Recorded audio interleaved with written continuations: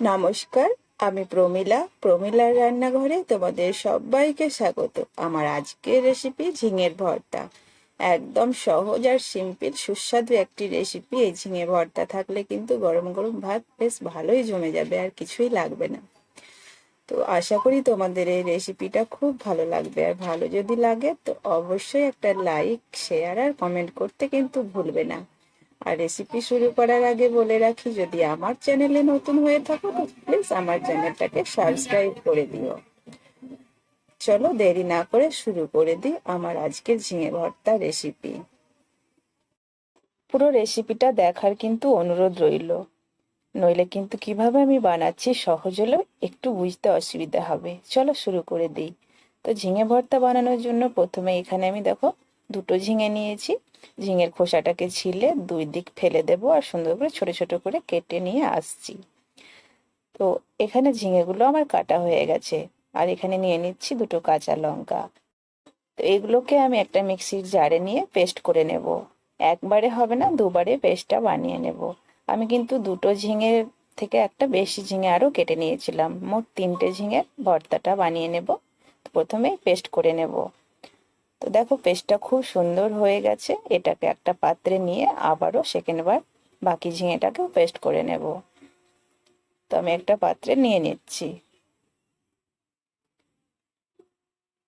সম্পূর্ণটা নিয়ে নিলাম, আবারও বাকি ঝিঙেটা মিক্সির মধ্যে নিয়ে নিচ্ছি।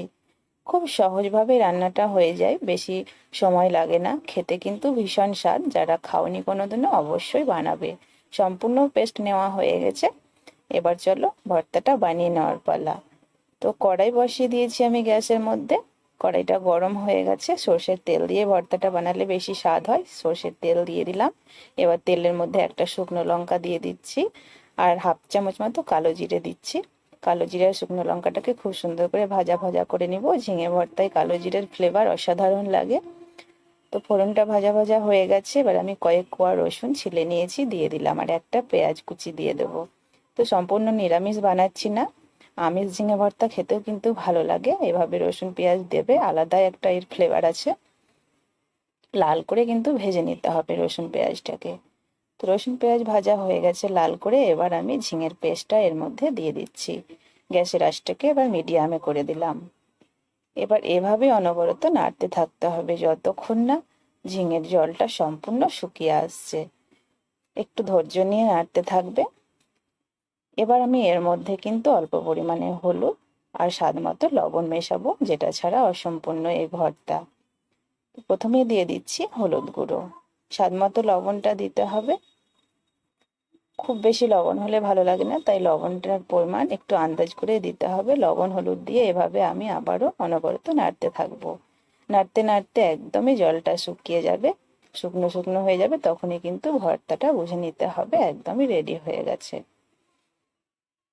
দেখে বুঝতে পারছো কতটা জল শুকিয়ে গেছে। আর কয়েক সেকেন্ড নাড়াচাড়া করলে কিন্তু আমাদের ঝিঙে ভর্তা একদমই রেডি হয়ে যাবে। খুব সহজ আর অল্প কিছু উপকরণ দিয়েই কিন্তু এই ভর্তাটা বানানো যায়, আর ভীষণ ভালো লাগে খেতে। যারা কোনোদিনও খাওনি, আবারও বলছি, তাদের দেখবে অসাধারণ লাগবে। ভর্তাটা একদমই রেডি হয়ে গেছে। এবার কিন্তু নামিয়ে নেব।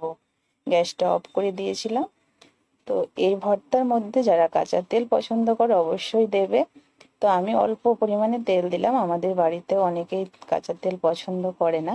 তেলটাকে দিয়ে খুব ভালো করে মাখিয়ে নিলাম। কাঁচা তেল দিলে কিন্তু ভালো লাগে যে কোনো ভর্তায়।